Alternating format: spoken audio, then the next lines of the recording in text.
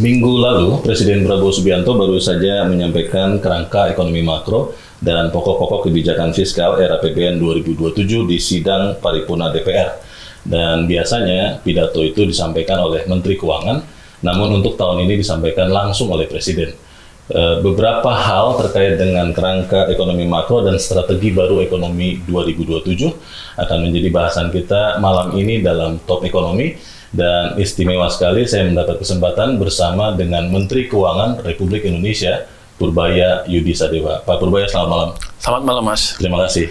Terima kasih sudah mengundang saya. Baik, Pak Purbaya, ini kalau kita melihat berbeda dengan tahun-tahun sebelumnya. Presiden sendiri yang menyampaikan kebijakan ekonomi makro dan pokok-pokok kebijakan fiskal. Pertanyaannya, kenapa itu terjadi dan bukan Pak Menteri sendiri?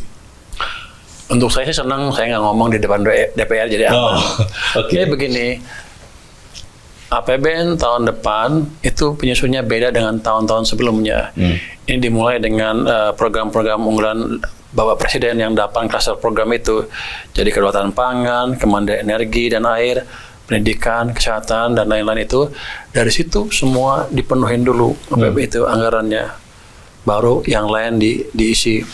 Jadi approach-nya betul-betul approach pendekatan pembangunan Bapak Presiden. Jadi beda dengan sebelum-sebelumnya. Jadi boleh dibilang sekarang anggaran tahun depan itu sudah betul secara 100% menggambarkan kemauan Bapak Presiden. Jadi top down, yang penting-penting dulu diisi, yang program-program yang ingin Bapak Presiden majukan, yang 8 klaster tadi yang saya bilang tadi, baru nanti yang lain diisi. Agak beda dengan tahun lalu memang. Jadi kalau begini yang paling paham menyampaikan kan Bapak Presiden, bukan Menteri Keuangan. Menteri Keuangan cuma alat untuk menjalankan program tersebut. Baik, kalau bicara postur era APBN, Pak Purbaya, disebutkan walaupun ini masih akan dibahas ya Pak bersama dengan DPR, pendapatan negara itu sekitar 12%, mungkin kalau saya ambil tengahnya. Kemudian belanja itu sekitar 14% dari PDB. Defisitnya antara 1,8 hingga 2,4%. Ini isu defisit kan sering ditanyakan dan Pak Menteri selalu mengkonfirmasi bahwa pemerintah taat kepada Undang-Undang Keuangan Negara. Ini bisa dijelaskan Pak soal defisit ini Pak? Defisit kan kita tahu kita lagi diincar sama lembaga pemeringkat dunia, Moody's, S&P, Fitch, dan lain-lain. Salah satu acuan mereka adalah defisitnya lebih 3% apa enggak, itu dianggap level yang prudent. Jadi otomatis lah kita ketika dalam masa perubahan seperti ini, kita nggak akan membuat keributan dengan melewati defisit di atas 3%. Jadi kita atur antara 1,8 sampai 2,2%. Jadi itu pun masih akan diskusikan, tapi kita yakin kita bisa tekan ke yang lebih rendah untuk memberikan pesan bahwa kita emang menjalankan kebijakan fiskal yang prudent. Kalau teman-teman Anda ekonomi luar kan pada bilang katanya fiskalnya berantakan. Enggak, kita jalankan fiskal dengan baik. Tahun 2025 kemarin defisit kita hanya 2,8%, bukan 2,9%. Itu pun di tahun lalu kita bisa menciptakan pertumbuhan berapa 5,39 kan. Sekarang tahun pertama kita bisa tumbuh 5,6 dengan kondisi anggaran yang seperti ini. Artinya dengan uang yang ada kita bisa menciptakan pertumbuhan ekonomi yang lebih cepat. Jadi sebetulnya kuncinya itu efisiensi belanja dan memastikan semua sektor di perekonomian jalan dengan baik. Pertanyaan saya mau fokus dulu ke kerangka ekonomi makro nih Pak Purbaya terkait dengan pertumbuhan ya. Di dalam asumsi pertumbuhan untuk ekonomi itu diasumsikan 5,8 hingga 6,5% tahun depan. Kita kan masih di bawah tekanan geopolitik nih Pak, yang kita masih belum tahu juga ujungnya seperti apa krisis di Selat Hormuz. Ini rencana optimis, realistis atau seperti apa 5,8 hingga 6,5 nih Pak? Saya pikir rencana realistis itu, karena hitungan kita adalah kalau kita bisa jalankan mesin pertumbuhan fiskal dan pemerintah dan masyarakat atau private sector bareng-bareng, harusnya tumbuh 6% nggak terlalu sulit.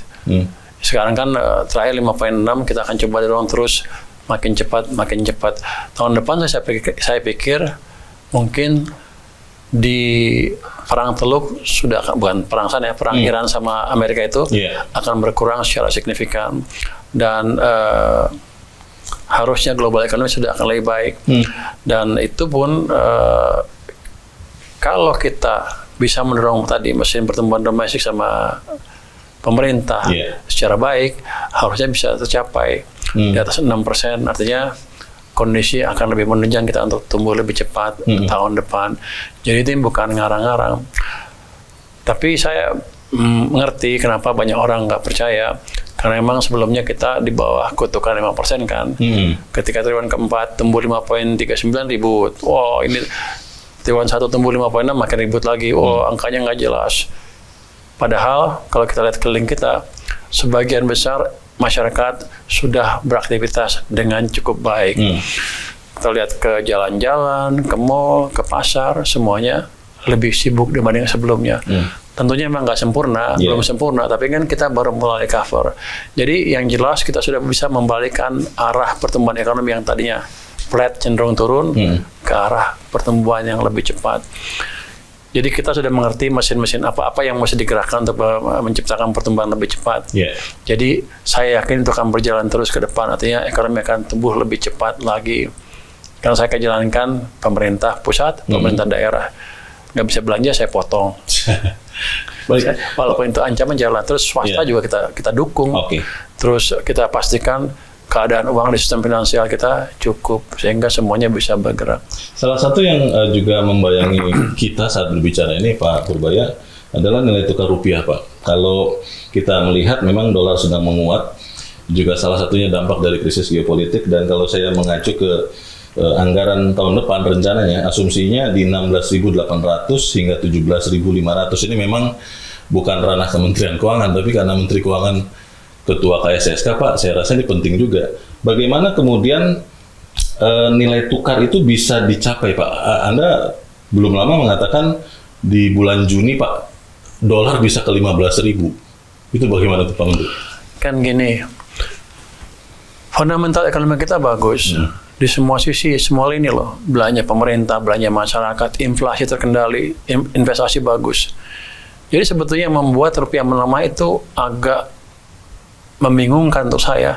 Karena kalau lihat fundamental ekonominya harusnya menguat.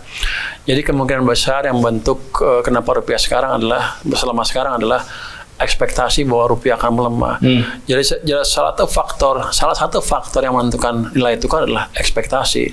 Jadi kita harus memastikan bahwa kita membangun ekspektasi yang positif terhadap rupiah dengan meyakinkan bahwa kita akan membangun fondasi ekonomi yang kuat ke depan. Biasanya kalau ekonominya bagus, investor akan masuk ke sini. Investor akan masuk ke negara-negara yang pertumbuhan ekonominya bagus.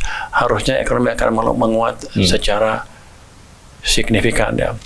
Kenapa bisa 15.000? Pertama untuk membentuk ekspektasi. Kedua akan ada langkah-langkah pemerintah yang membantu nilai tukar di bulan Juni ini. Kita udah masuk ke bond market. Satu, kan walaupun harga gonjang-ganjing rupiahnya, bond market tetap stabil, yieldnya cenderung turun. Asing juga sudah mulai masuk lagi ke bond market. Itu salah satu fondasi untuk membangun kepercayaan atau ekspektasi terhadap nilai tukar. Jelajahi cara baru mendapatkan informasi. Download Metro TV Extend sekarang.